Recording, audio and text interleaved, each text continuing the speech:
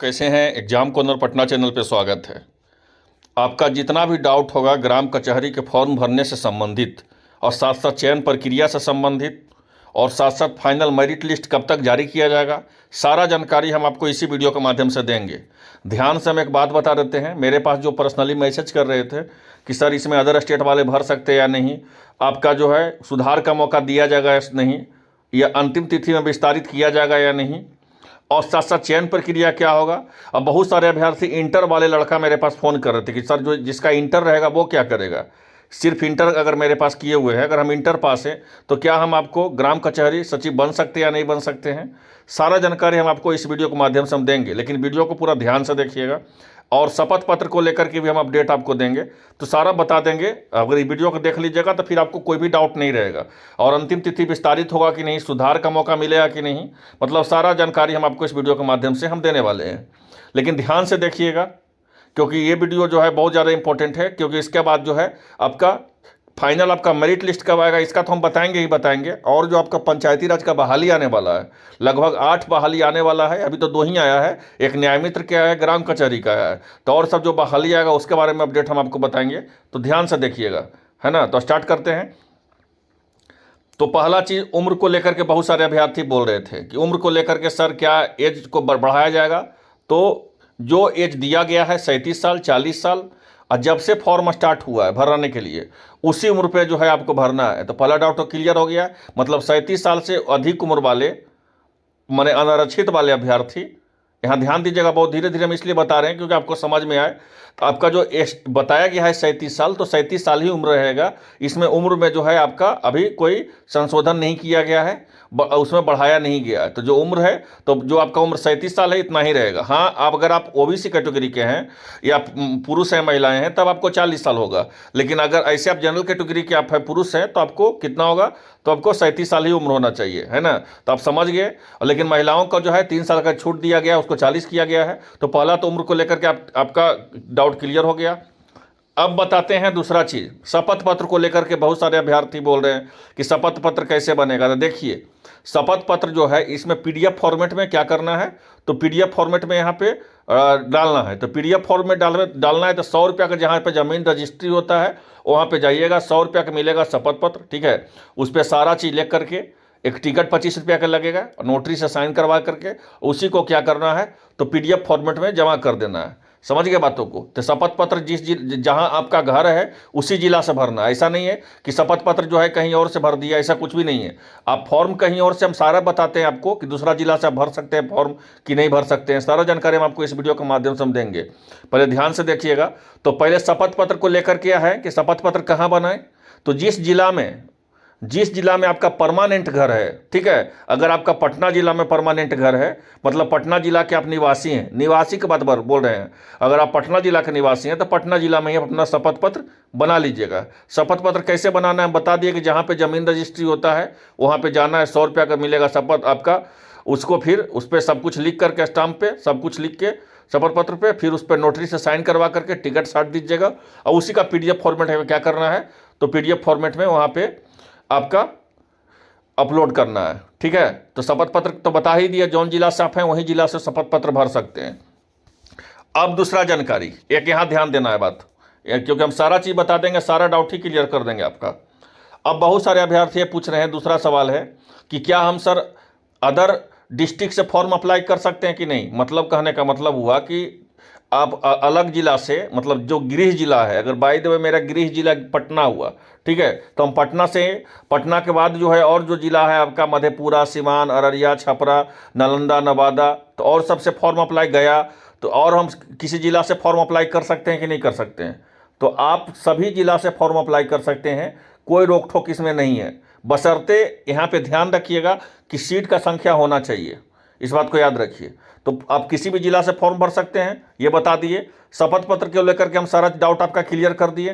किसी भी जिला से भरने का मतलब क्या, अगर आपका जहाँ पे परमानेंट एड्रेस है, गृह जिला जहाँ होगा, आप अदर स्टेट से अदर जिला से भी आप फॉर्म भर सकते हैं, मतलब छपरा से, सिवान से, जहाँ आपको सीटों का संख्या ज़्यादा लगे। सीट का संख्या पहले देख लीजिएगा तभी भरिएगा, हड़बड़ में कोई गलत नहीं फॉर्म भर दीजिएगा, पहले सीट का संख्या देख लीजिएगा तब भरिएगा, ठीक है। 2 चीज़ हम जानकारी दे दिए शपथ पत्र को लेकर के। और फॉर्म भरने के अदर स्टेट अदर जिला को लेकर के हम बता दिए आपको कि अदर जिला से भी जो है फॉर्म आप भर सकते हैं, मतलब दूसरा जिला से भी फॉर्म आप भर सकते हैं, बशर्ते अपना सीट देख लीजिएगा। अब तीसरा जानकारी जो सबसे महत्वपूर्ण जानकारी है भाई, क्या जानकारी है तो वो हम बताते हैं, सारा चीज़ हम बताते हैं। पहले एक चीज़ और देख लीजिए। हाँ, यहाँ पे पूछ रहे हैं कि सर ये बताइए कि जो फॉर्म जो भर दिए हैं उसमें सुधार होगा या नहीं होगा। आपका तीसरा जानकारी ये है कि सुधार होगा या नहीं होगा। आप ये बताइए कि जिस समय ग्राम कचहरी का फॉर्म नहीं निकला था, जिस समय ग्राम कचहरी का फॉर्म नहीं निकला था पंचायती राज का, उसका हम 14 दिन पहले एक वीडियो बनाए हैं। जाइए प्लेलिस्ट में देखिए, प्लेलिस्ट में वीडियो डाला हुआ है। हम क्या बोले थे उसमें, यही बोले थे आपको कि आप जो है अच्छा से भरिएगा, सावधानी से फॉर्म भरिएगा। हम बोले थे कि नहीं बोले थे? आप मेरा वीडियो जाकर देख लीजिए। आप एक बार नहीं, 2 बार नहीं, मतलब पूरा सावधानी से पूरा डिटेल जो है अच्छा से भरिएगा। हड़बड़ा के फॉर्म नहीं भरिएगा, हड़बड़ाहट नहीं होना चाहिए फॉर्म भरने में, ही हम आपको बताए थे। उसके बाद भी आप गलती कर दिए, जबकि हम इतना अच्छा से बताते, इतना अच्छा से आपको कोई नहीं बताएगा यूट्यूब पर, खास करके यूट्यूब पर तो कोई नहीं बताएगा। उसके बाद भी अगर आप गलती कर दिए हैं तो आपके मन में ये होगा कि हमको अब सुधार का मौका मिलेगा कि नहीं मिलेगा। तो देखिए, सुधार का मौका मिलना ही चाहिए, इस बात को मान लीजिए। बहुत सारे अभ्यर्थी जो है गलत किए हैं, लेकिन जब तक अभी लिंक एक्टिव नहीं होगा सुधार का, जब तक कहा नहीं जा सकता है, तो सुधार को लेकर के हम लोग जो है आपको पंचायती राज में आवेदन देंगे कि बहुत सारे अभ्यर्थी का जो है फॉर्म गलती हो चुका है। आप ही का नहीं है, बहुत सारे अभ्यर्थी का, किसी का मदर नेम में गलती है तो किसी का फादर नेम में गलती है, तो कोई जो है आधार कार्ड गलती भर दिया है, उसका आधार कार्ड नंबर भर दिया है गलती, तो बहुत लोग तो डेट ऑफ बर्थ तक गलती भर दिया है। ठीक है, तो हम कोशिश करेंगे, हम लोग एप्लीकेशन देने वाले हैं पंचायती राज में जाकर के, पहले डेट तो ये पूरी तरह से ये हो जाना चाहिए।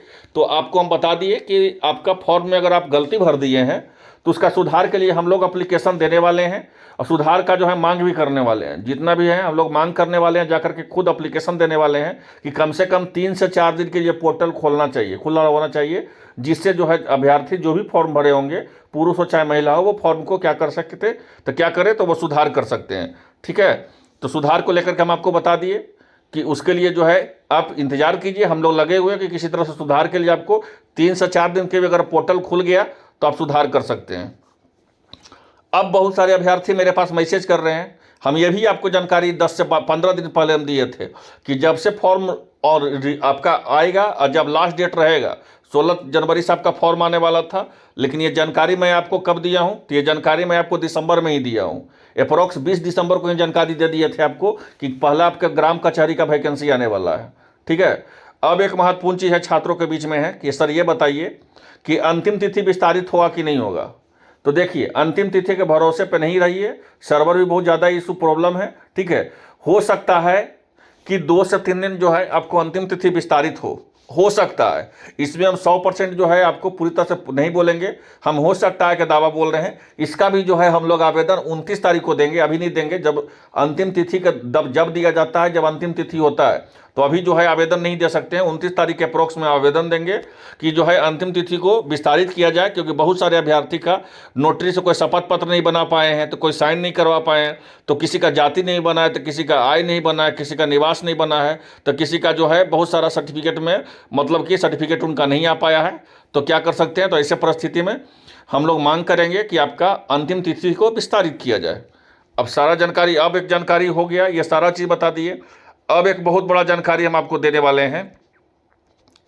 यहाँ पे जो अभ्यर्थी इंटर किए हुए हैं, सिर्फ इंटर किए हुए हैं, जो अभ्यर्थी सिर्फ इंटर किए हुए हैं, तब उसके मन में ये होगा कि जो इंटर पास है वो उसका हो सकता है कि नहीं हो सकता है, जो इंटर जो पास है। तो आपको हम बता देते हैं, जो जानकारी मैं आपको दे रहा हूँ वो सही जानकारी दे रहा हूँ कि आपका इंटर पे भी नौकरी हो सकता है।